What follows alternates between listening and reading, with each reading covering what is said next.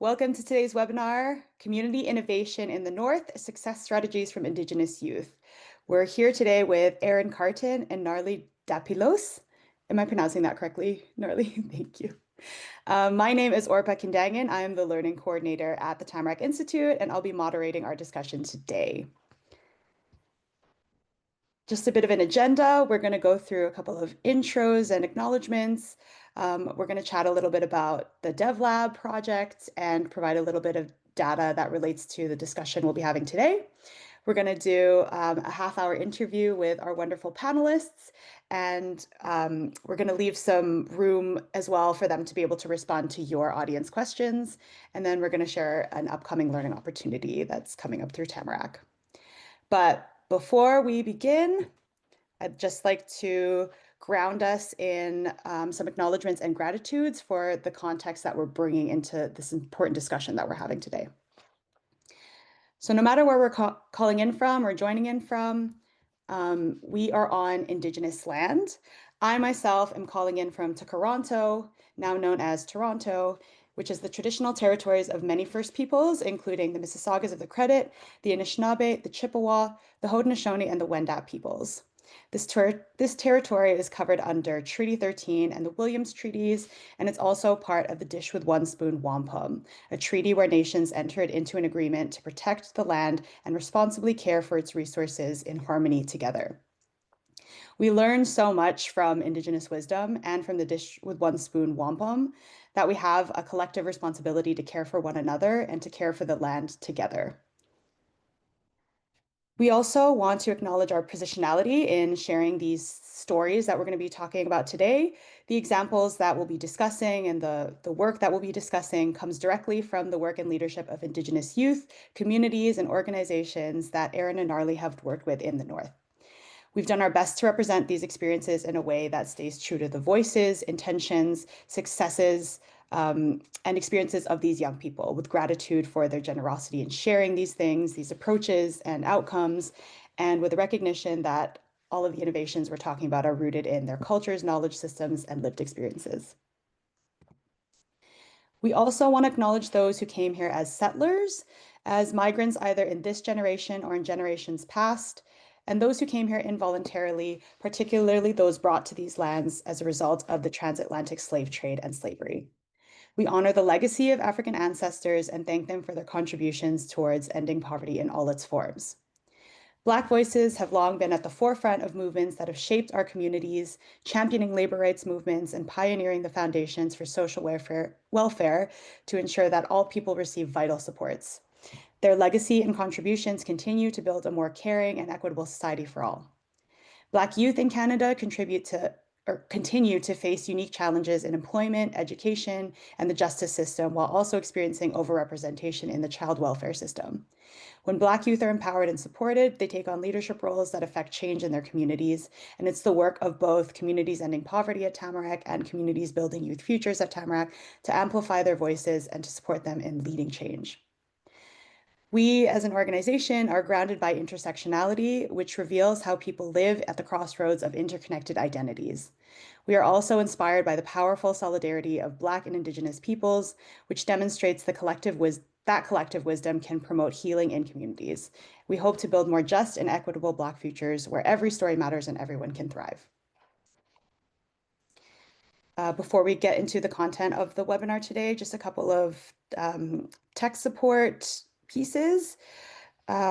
You're going to be receiving a full recording of the slides as well as a collection of the resources that are mentioned and any of the links that we're mentioning today, upcoming learning opportunities. As this is a Zoom webinar, unfortunately, the panelists can't see you, the audience, but if you'd like to interact with anything that they're saying, please use the chat to respond to the answers that they're sharing. And if you have a specific question that you'd like us to ask them, please use the Q&A panel.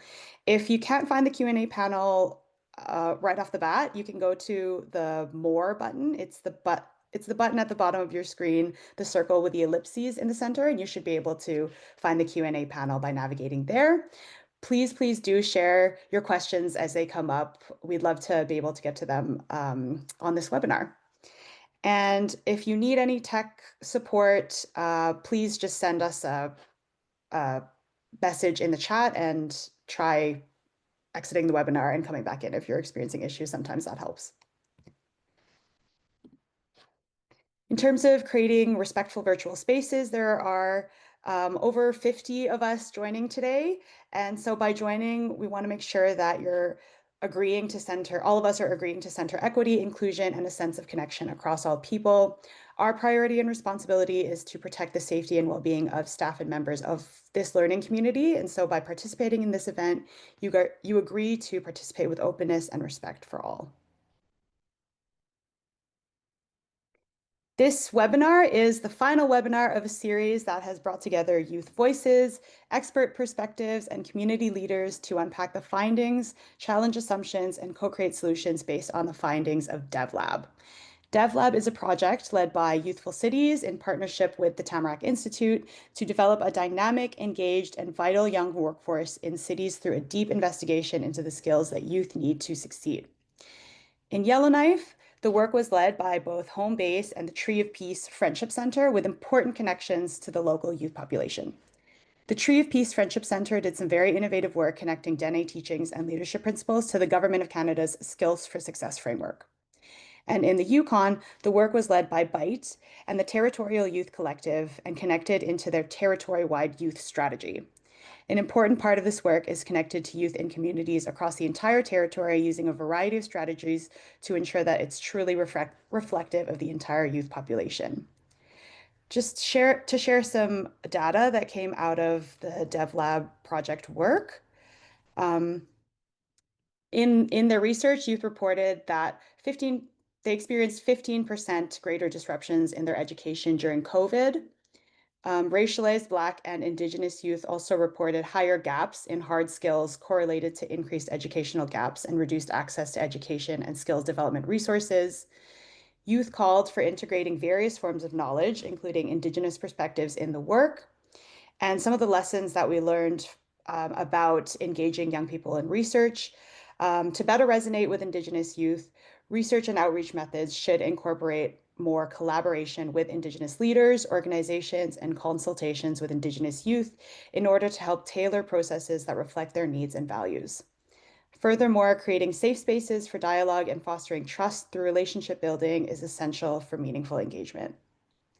So with these stats in mind, with this data in mind, I'm so excited to have our conversation today with Gnarly and Erin to talk about what developing a meaningful youth strategy that resonates with youth, specifically Indigenous youth, is like.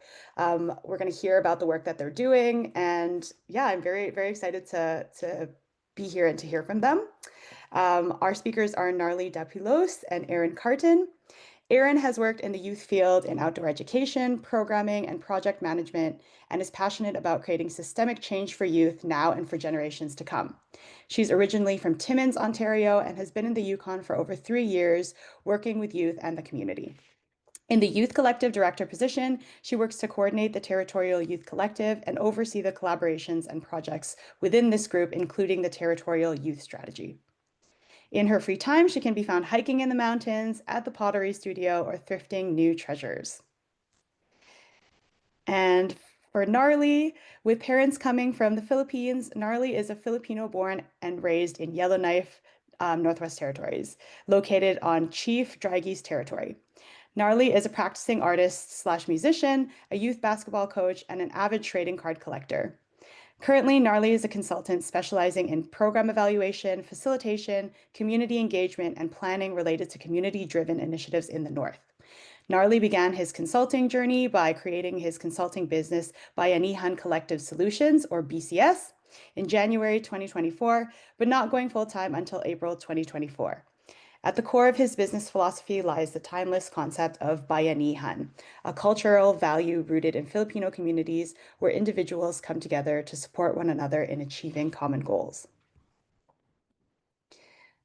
So I'm just gonna post a couple of questions to Gnarly and Erin. And again, for folks joining us today, if there are questions that you have as they're speaking, please pop them in the Q&A panel. And if you want to react to anything they're saying, please post that in the chat. Gnarly, for our conversation today, maybe I'll begin with you. One of the evolutions in the work in Yellowknife has been a name change from CBYF Yellowknife to Hagion Eklethelets Let's Seje. Maybe you can help us with the pronunciation as well, Gnarly. How Hmm. is it pronounced? That was actually pretty good. So I've been pronouncing it as Hajon Iklete Kletzije. Um, and it's a Willide language that translates into "we are all connected" or "we all learn and grow together." Um, and yeah, it's such a beautiful name that sort of represents the work that we were doing as a CBYF Yellowknife project and group. So I think the name shift sort of like embodies the work that we want to continue to do for our young people, learning and growing together, knowing that we are all connected, youth, uh, with elders, with other community members, with different community partners. Like everything that we do on this land is connected, including with the land, the animals, and all that as well too. So trying to bridge all those things, encompassing it all into sort of like the name. I think it's a very beautiful thing. Um, yeah. Thanks, Gnarly. Did the name change come from conversations that you were having with young people from the community as a whole? Like what was that process like, and Mhm. how did you pick the name? Yeah, for sure. So it's interesting. The name actually originated from one of the innovation fund projects through CBY Yellowknife. So one of the first like innovative projects that we did was called Tajon Eclate Letzige, which was this initiative led by the Tree of Peace as our community partner that was going to lead this kind of work. And they initially had like they had a youth council with their group. They had different components that they wanted to build upon. So this name of Hajon Eclate Letzige was all about creating a program or initiative that brought more youth voices to get together to form like sort of like an advisory council on different initiatives that the Tree Pieces Indigenous Youth Program activities would look like. And through that, they'd bring in elders or different people in the community, different human, like creating a human library of different resources to provide mentorship and guidance for youth, um, and and helping them plan different programs in their community.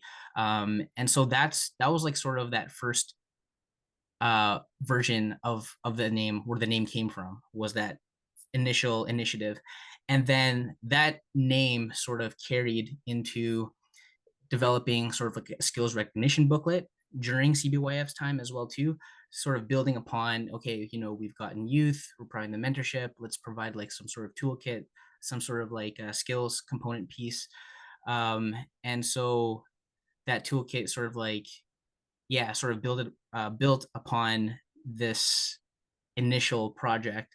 And then eventually, once the CBYF Yellowknife project kind of like formally ended funding wise, um, the name, we are all connected, Hajon Eclate Letzige, like I think everyone sort of like who was involved with the CBYF Yellowknife initiative was like, you know what, like we should just continue to roll with this name. And and so that then led to yeah, just everyone sort of like buying into this rebrand, I guess, of what CBOF was, into Hajon Eclate Letzige. We are all connected, or we all learn together. Thank you, Gnarly. I love that. Even though there was a funding change, the name stuck around and seems, I think, because it resonates so much with the young people in community that have been involved in the work. So that's really awesome to hear. Thank you, Mm-hmm. Gnarly. Aaron, with Byte and Oh, Bite and the Territorial Youth Collective lead out on the territory-wide strategy for youth. Can you tell us some of the ways that you ensure that young people from across the Yukon are part of developing and building your strategy? And what are some of the lessons that you've learned around supporting youth leadership, especially in more remote and Indigenous communities? Yeah, for sure. So yeah, the territorial use strategy is, a document that is used as like a guiding document for governments, for organizations, for anyone in the youth world. And previously, there had been kind of nothing in place similar to this in the Yukon.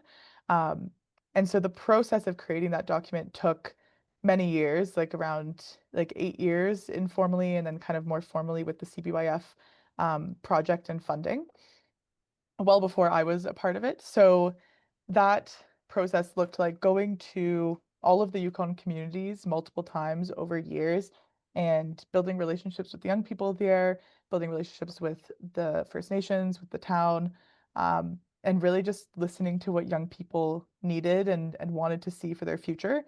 Um, and for myself, with being a part of this work for about 3 years now, um, I've been able to go to all of the communities in the Yukon multiple times, and we'll put on, you know, kind of sessions and events to talk about what youth need, while also bringing something that the community is specifically asking for to try to implement pieces of the strategy at the same time as we're doing engagement.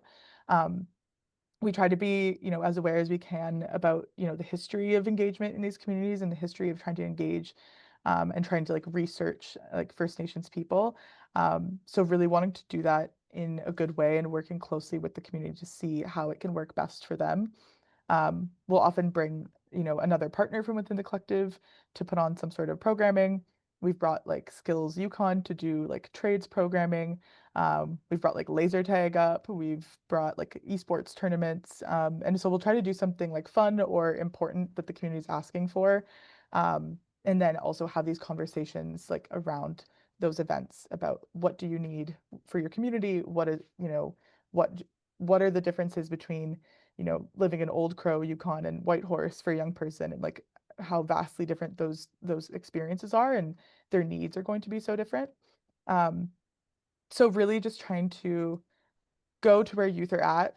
And then as well, putting on some gatherings throughout the years. The Yukon Youth Summit is a partnership that we've been a part of for the last few years, which happens in Whitehorse. It's like a youth summit, and young people from across the Yukon come to that event, and we host kind of like our accountability forum for the strategy there in the past, and have sessions with young people and have young people sitting with leaders in the same room and just like sitting in circle together, talking about what needs to change and really giving them a platform to be heard.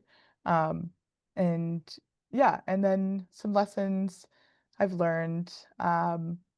Definitely just, you know, being patient, really emphasizing the relationship building piece before trying to get, the info you need or the whatever you're trying to do, like trying to get it done.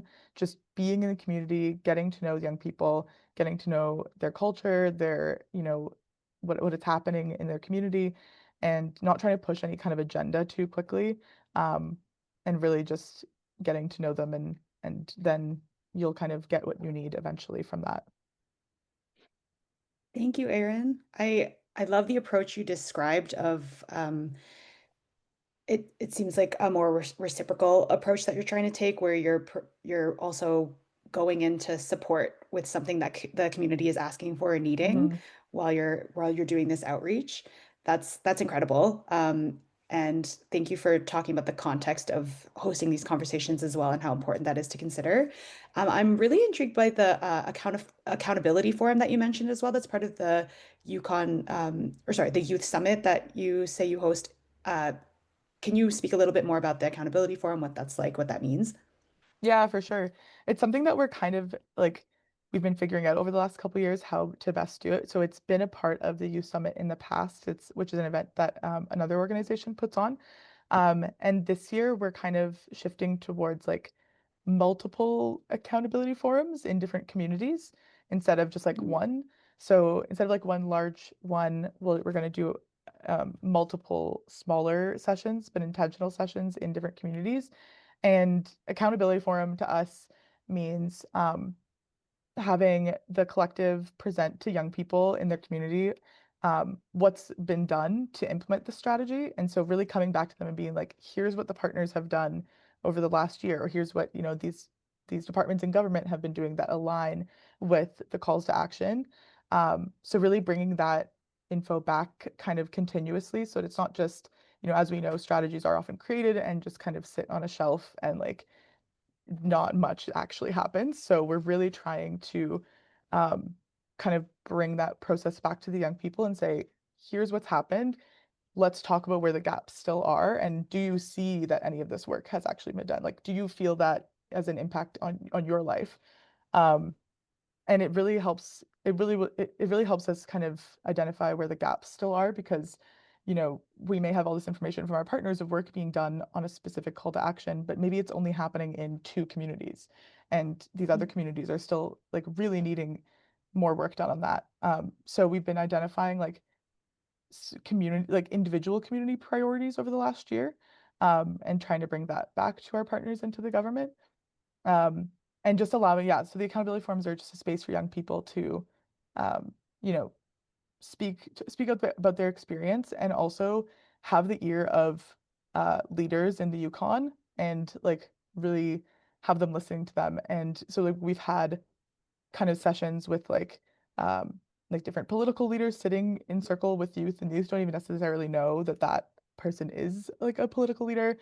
We had like an education circle where like the Minister of Education was there, like listening to teenagers talk about their experiences in the schools and like really responding in a good way and trying to take that back to their work. So that's been an important part of it for us is like creating those spaces that are just for youth, but also those spaces where they can be heard by leaders.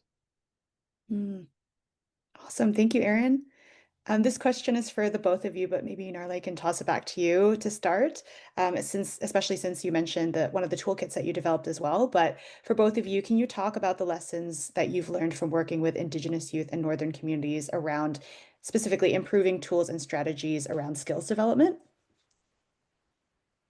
Hmm. Yeah, so I think I'll answer this by referencing back to sort of that toolkit that I was referencing. Um, so the toolkit is really cool because it sort of bridges, skills with things that youth might be more inclined to connect to, or ideas that are easier to conceptualize and articulate, versus some of the kind of like technical language around the 9 skills for success. I think that was like a big thing, especially when we found that there was a disruption to youth education and training and employment, during COVID, and that disruption sort of like persisted, um, afterwards. But there are some youth who, just weren't able to get those opportunities to understand what those hard skills or soft skills are. And so when young people are in, situations or opportunities where they have to now articulate, these capabilities that they do have, sometimes it becomes challenging when you put it on a resume and things like that. And so I think, youth challenges when it comes to, promoting themselves, their skills, their talents, putting themselves on a resume and, getting different opportunities. I think the challenge that we saw that youth were experiencing, we that's sort of like what stemmed how this toolkit kind of like stemmed out of this Hajon Lete Let's toolkit that is based on the 4 kind of like main questions from former Justice Marie Sinclair of, who am I, where am I going, um, who am I, where am I going, why am I here, and where do I come from? So answering those kind of like 4 questions, um, really grounding all the skills around those 4 questions, is sort of like what we yeah is sort of what the foundation of this toolkit is. And so for example, this toolkit,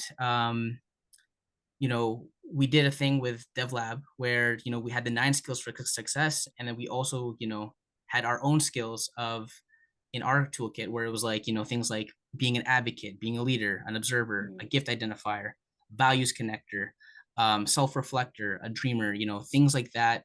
And all those things were connected to an animal. So in this toolkit that we have, the skills are sort of symbolized by an animal. So, are you a raven, which is like a creative thinker, or are you um, are you a buffalo? Are you a good communicator? Are you a self reflector? Are you a bear?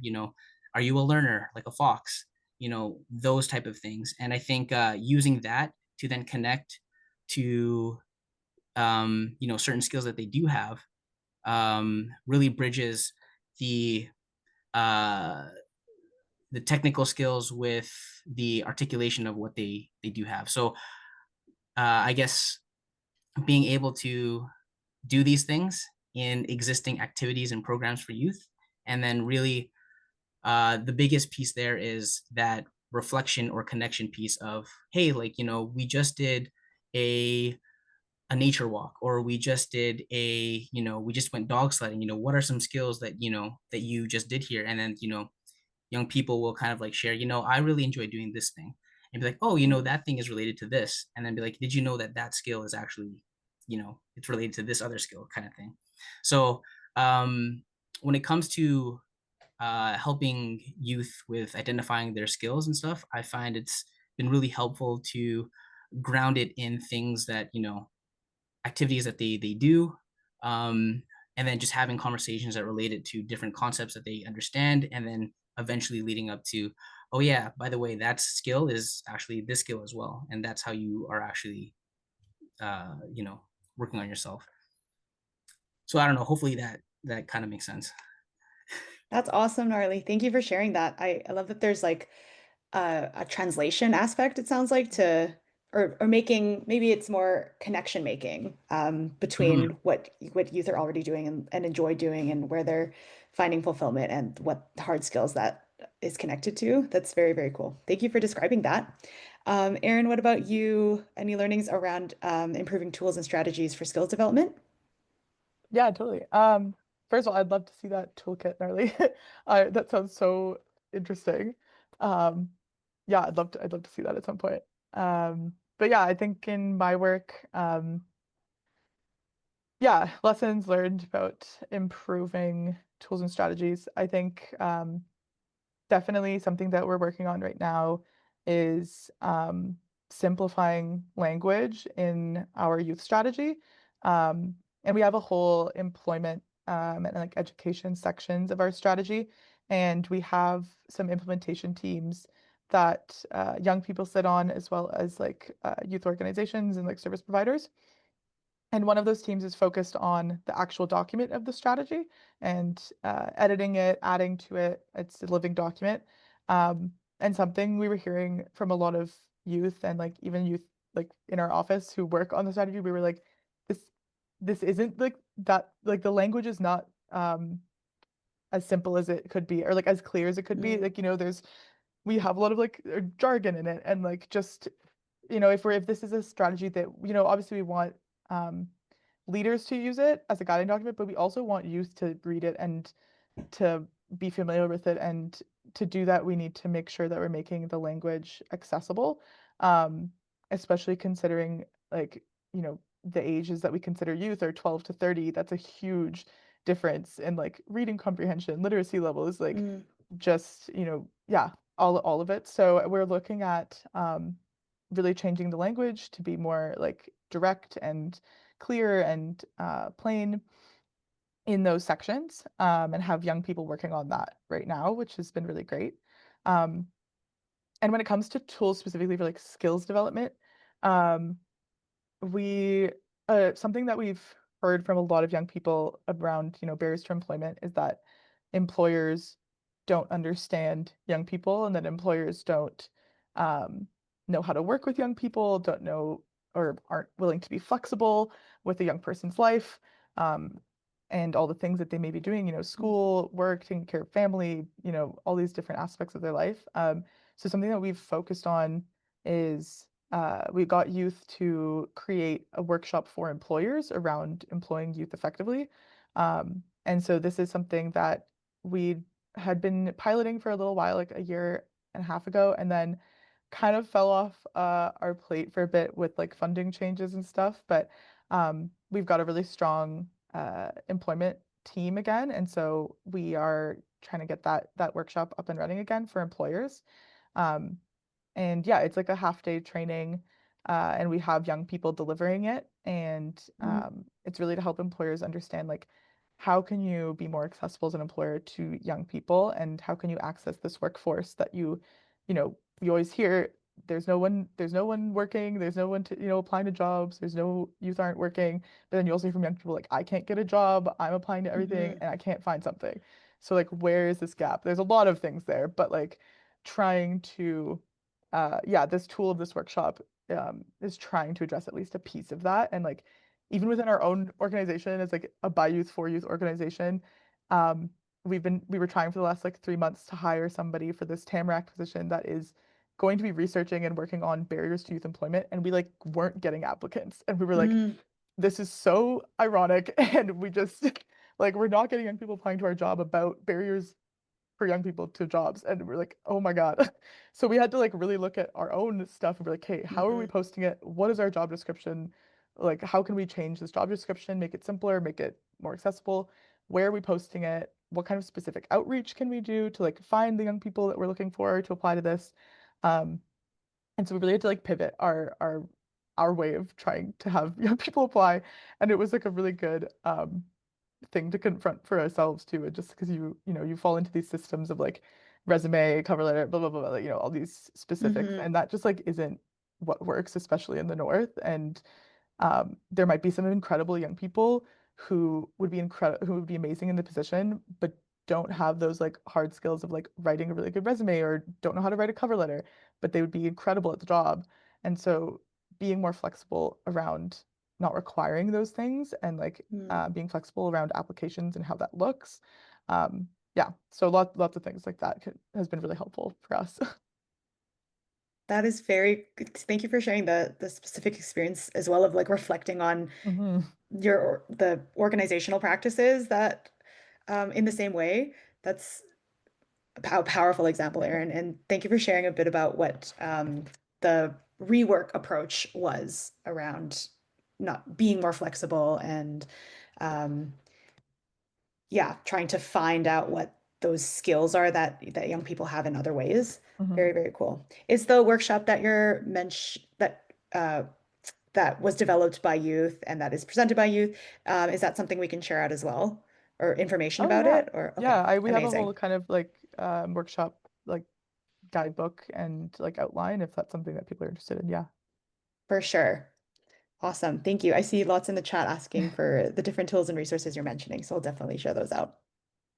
Another question for you both, and then we can shift into some audience questions as well. So if things are coming up for folks, I see some things in the chat, in the Q&A as well. Please do keep sharing. Um, what recommendations would you have for organizations and policymakers working in skills development around working with Northern communities specifically? Um, anyone can jump in.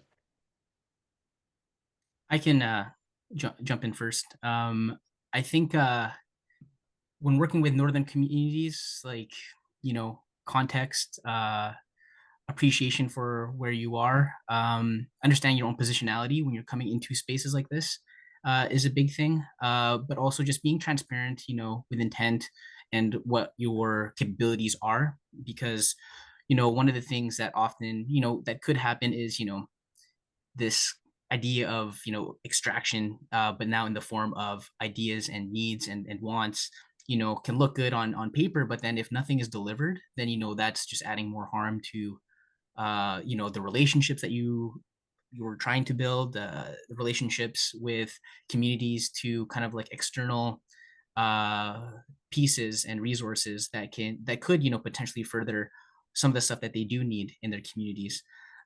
So I think yeah, just being like full transparency as an organization, policymakers, I think that's a big thing. And the other thing too, like I think staying well connected, and it's always said like building relationships, but I mean, it's always a challenge, right? Like I think a lot of relationships that get built are through people, and I think one of the challenges with organizations is how do you have that organizational relationship. You have rock star people, but then as soon as they leave, you know, that role is sort of like is now a gap in a relationship that was, you know, starting to build and stuff. Um, so I think, you know, being intentional as an organization as a whole with the relationships that you are building, you know, not relying on it's just this one person's portfolio to make that relationship, Mm, but rather, you know, as an organization, we have, you know, we want to build this relationship with this community or with this other organization. And so, yeah, I think that's sort of where my head was going at when that question was presented. mm. Thank you for that learning, Gnarly. What about you, Erin? Yeah, I think just really creating the tools that if you're creating tools or programs, workshops, just really creating it with the youth. Um, Obviously, it's just the biggest thing. Like it needs to be youth led if it's going to be affecting them and something that they're a part of. Um, and really adapting it for each community. If you're working with multiple communities, um, like we have been in our process, it's, every community is so, so different. And um, especially in the Yukon, there's a lot of different context in each community because majority of the First Nations here are self-governing, but some are not. And like that can create Mm, huge differences in how the community runs, the access you have to different services. Um, and also just like relationships between the communities themselves and like yeah, so I think really just trying to understand the reality of the community that you're working with and what it looks like for young people, um, because we talk when we're talking about skills development and employment specifically. um, we go and we go to Dawson City, and that is a community that is a small community, but there is so much tourism there, so there are more opportunities for young people to find work, mostly in the summer. But we talk to young people and they're like everyone has a job, like what's the problem? Like, they like that's just not as much of of the reality for them. Whereas we go to somewhere much smaller, like Mayo, Yukon, and they're like, there's literally nowhere to work for us. And like, what are we supposed to do? Like maybe there's the one store in town and like that's it. So just really trying to be aware and like open to those realities and what that means for your work and being really adaptable. Um, and just truly listening and like not trying to impose your idea of like what success looks like onto a community or onto some youth, because it just looks so different. um and then yeah, what else? I think really like kind of like I mentioned with our struggle with hiring, like just really looking at your own organization and like or your own work and what are the barriers within your own organization, um or what are some things that you can improve. And like I think sometimes that is easier said than done. Like of course we all want to be doing that, but it can be difficult, and there's often a lot of ego involved in that, and like being like, you know what, we're not doing great at this and we need to really change. And it's hard to talk about that, and it's hard to admit that, but it's something that if you're willing and open to do that and really take in what young people are showing you or listen or telling you, then it'll really improve things for the better. And yeah, I think that's kind of mhm. it. That's awesome, Erin. And I think it speaks to like that last point you made kind of speaks to what Gnarly was saying about the what the organization's relationship is in community Hmm. as well. And Yeah. doing that reflection and listening and like taking down ego, I think is so Hmm. good for trust building. So thank you for sharing that learning as well. I'm looking at some of the questions coming out in the chat, and Erin, you were speaking to this a little bit when you were talking about Mayo, I think, and the struggle specifically around the focus there on young people who can't are having a hard time finding jobs. Um, Antoinette was mentioning that it's a big issue they're dealing with as Ontario Provincial Youth Outreach Worker the program, how to support unemployed youth. So, is there anything from that experience with Mayo or anything in your work and yours, Gnarly, as well, around specifically supporting unemployed youth or youth struggling to find jobs that you want to share? Um, yeah, I think, you know, we try to create opportunities as much as we can within our own organization Mm, for youth, um, outside of Whitehorse. And so whether that it doesn't always look like a full-time job, but we have all of our like youth committees and teams that we run that offer honoraria, and we have really worked hard to get youth from like community across the Yukon to sit on those teams. And often from those teams, they end up, just making more connections, meeting people, going to gatherings, and kind of just expanding their opportunities.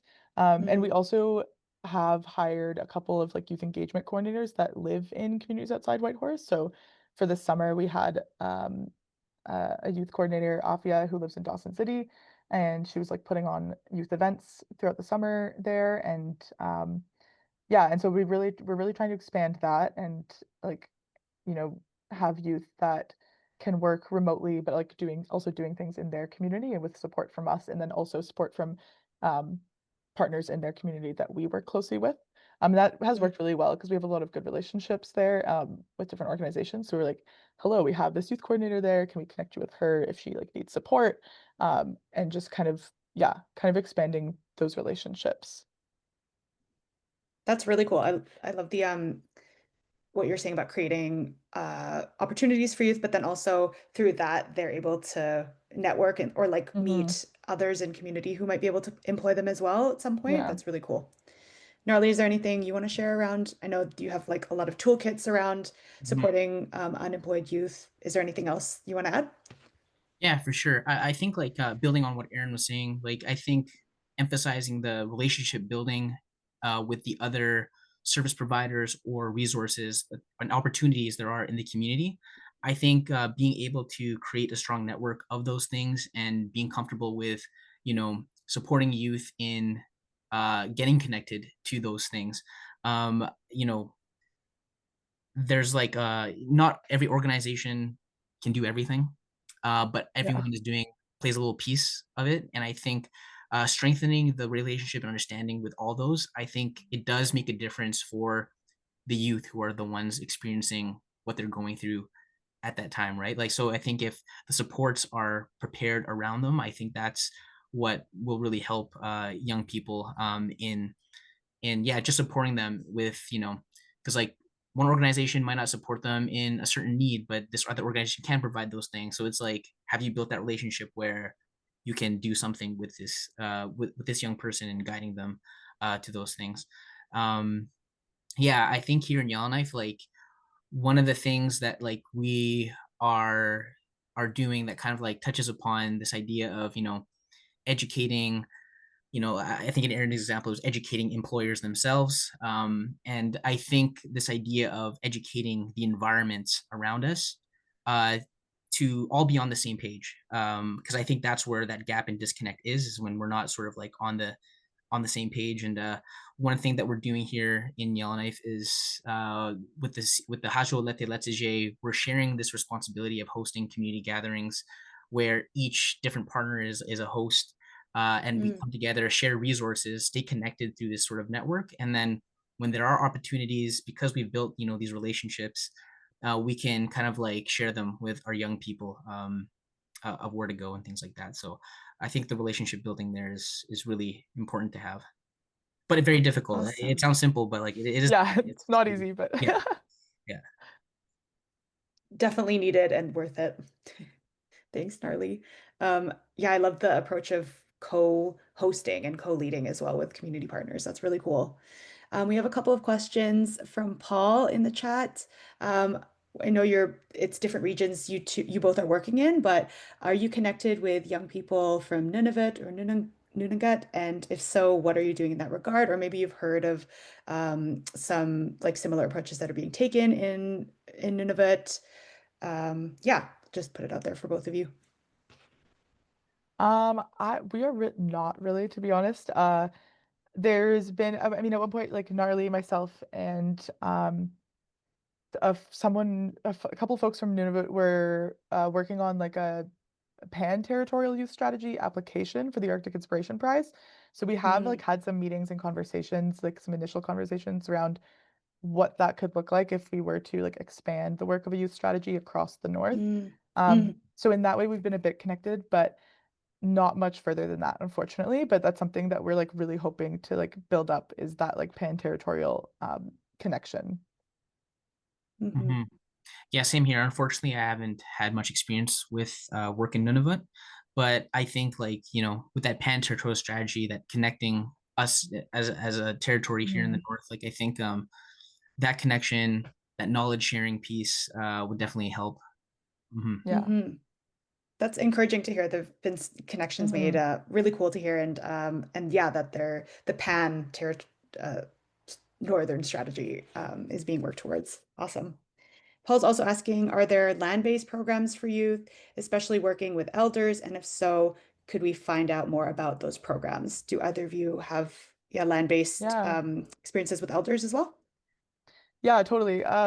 We Byte as an organization puts on a yearly leaders in training land-based camp in March, and so it's a camp for youth ages 14 to 18. This year we did it at the Cundangan land camp up near Dawson City, um, and this year's focus was mental health and art, and so we had youth come out for like I think it was like 5 days on the land and we did like fish leather making for like 3 days straight and we did a whole bunch of activities and had elders come and do like, medicine making and just had conversations with youth and it was really incredible and so that's a yearly event that bites puts on but then I'm often as I'm going to communities I'm always looking for opportunities to just like go and be a part of events or like be invited to different land-based programming just to get to know the community. So next week, I'm going out to a youth camp on the land near Haines Junction to talk a bit about it was like it's specifically a youth employment program, and they're having like a camp for the week. So going out there to have some conversations, and then one of our teams.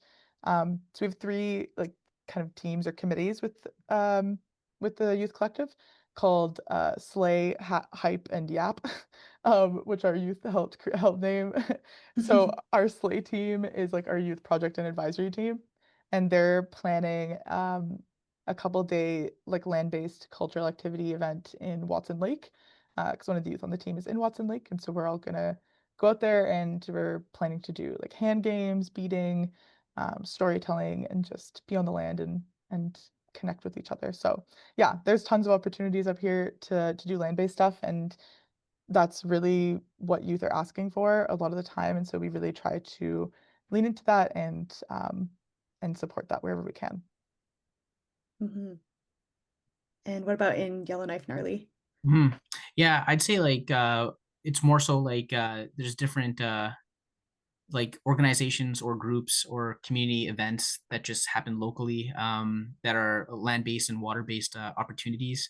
I think for us, as a network, as an organization, and we encourage the different organizations to sort of connect youth to those opportunities as much as possible. Some of the partner organizations, they run their own kind of like land-based program or water-based program, and we sort of work together on how we can bring the youth that maybe this one organization serves into that opportunity there. So I think Cool. here it's mainly just been building gathering youth. How do we get them together safely to these opportunities that exist in the community already?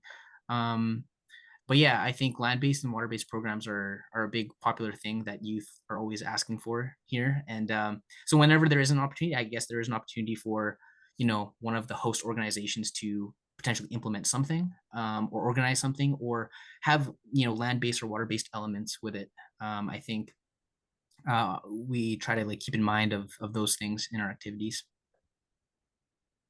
Cool. Thank you, Gnarly. And speaking to partnerships again as well. Thank you both for your answers. There's an important question that Antoinette has brought up as well. Uh, are there any capacity building suggestions, tool strategies, organizations that she could explore to upskill frontline staff in addressing the increasing clinical/mental health youth needs? Ooh, um, wait, what was it? I'm gonna read it. No worries. Capacity building To suggestions. upskill, yeah, to upskill frontline staff to address clinical and mental health youth needs. Yeah, I think what we a recent partnership in our collective is with Aurora Wellness Group, which is a private counseling practice, and they are wanting to focus more on youth mental health. They obviously have a lot of clients that are youth, um, and so they've been wanting to get more connected with the community. So we've been working with them Mm, on um, bringing some workshops to communities, to youth or to youth workers specifically around grief and loss, and how to talk about it, how to manage that within yourself and for others. Um, mm, because there have been so many deaths in the past year, and that is just something like one of the biggest issues that youth are facing here in the Yukon right now.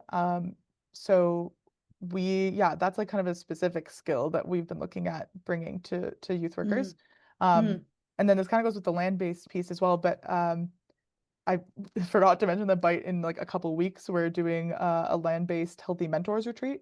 So it's a land-based camp specifically for youth workers. And so we're bringing youth workers from like all across the territory to this camp for 6 days, and we're going to be on the land learning about like cultural safety and vicarious trauma and how to support each other doing youth work. Um, and yeah, so there are gonna be a bunch of like specific workshops, and I know a lot of the youth workers were asking for training around like assist or like how mm. yeah, like how to talk about, suicidal ideation.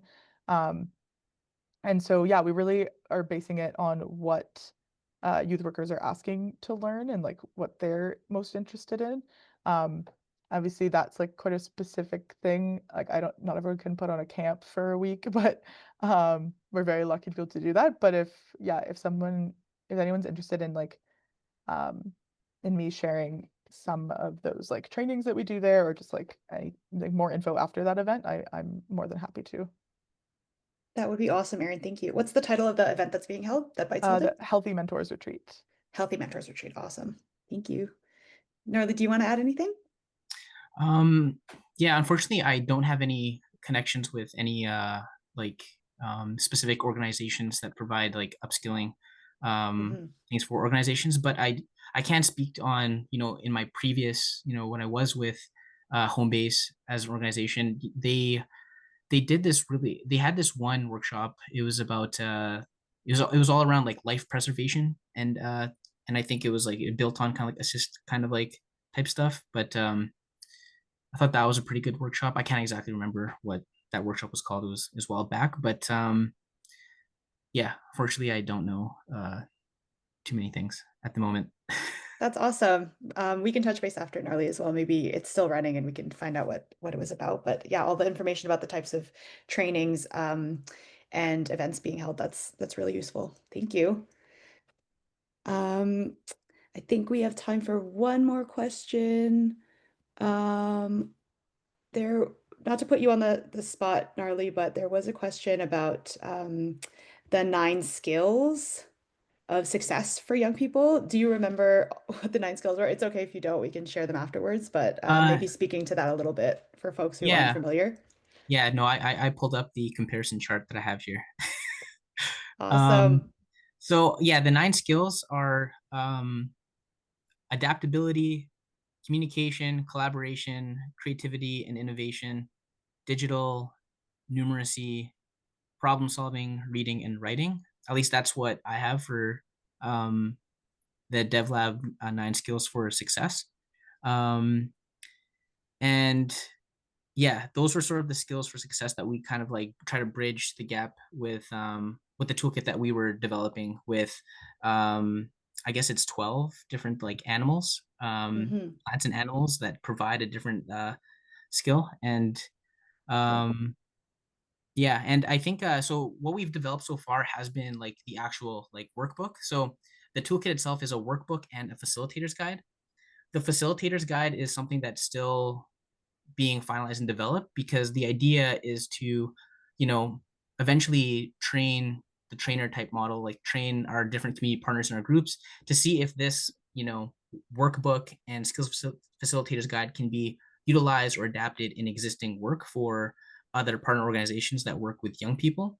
So it becomes this like resource that hopefully other groups can then adapt, and then suddenly we're all using the same language around youth skills and stuff with the different organizations to sort of help with being on the same page when it comes to developing skills for young people, implementing certain activities that come with that workbook, and facilitator's guide as well. Um, so yeah.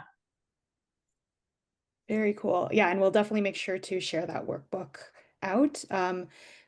Sarah from Youthful Cities was also sharing that comparison between the Skills for Success framework and the one provided by Denny Youth and Yellowknife is going to be shared in an upcoming report that DevLab is releasing around the DevLab project's community engagement component, and it's going to be released early September.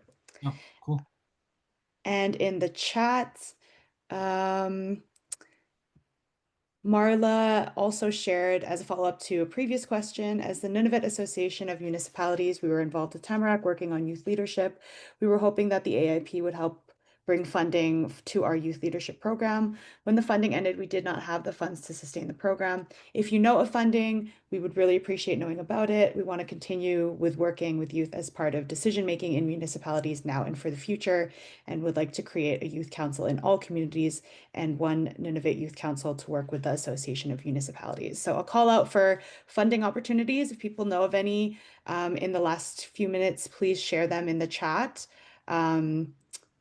or respond to Marla's comment. I just want to take the last couple of minutes to thank both Aaron and Narly. I'm sorry we couldn't get to everyone's questions, but thank you, Aaron and Narly, so much for sharing about your work, your experiences, what you're hearing from young people about their needs and how to set them up for success and to meaningfully create relationships with them and help them and meaningfully create opportunities for them to lead this really important work that is benefiting all of us. So thank you so much for being here, for speaking with us, for answering all of our questions.